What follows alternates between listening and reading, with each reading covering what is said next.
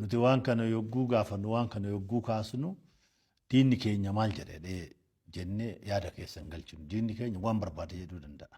Wanti kun nuuf hin barbaachisu moo hin barbaachisu. Wanti kun jireenya biyyattii tanaatiif murteessaadha moo murteessaa miti.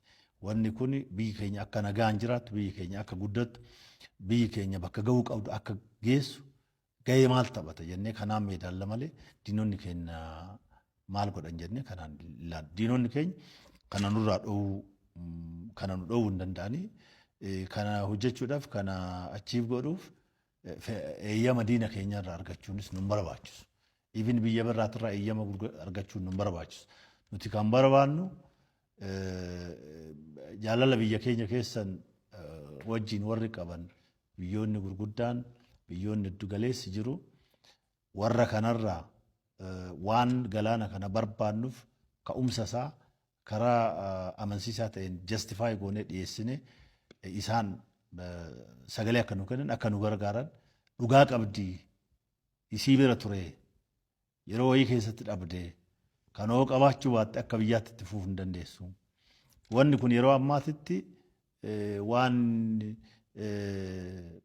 waan murteessaa ta'edha. Kanaan malee guddachuun akka biyyaatti itti fufuun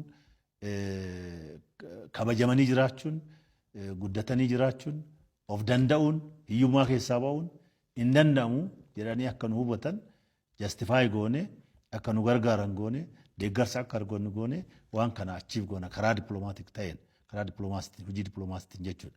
Kanaaf diinonni keenya kanarratti waan barbaadanis yoo jedhan nuuf rakkoo miti. Waan barbaadan jedhanii garuu kanarraa akka nu hambisne hojii hojjechuu qabna. Assaayimentii guddaan nurra jira.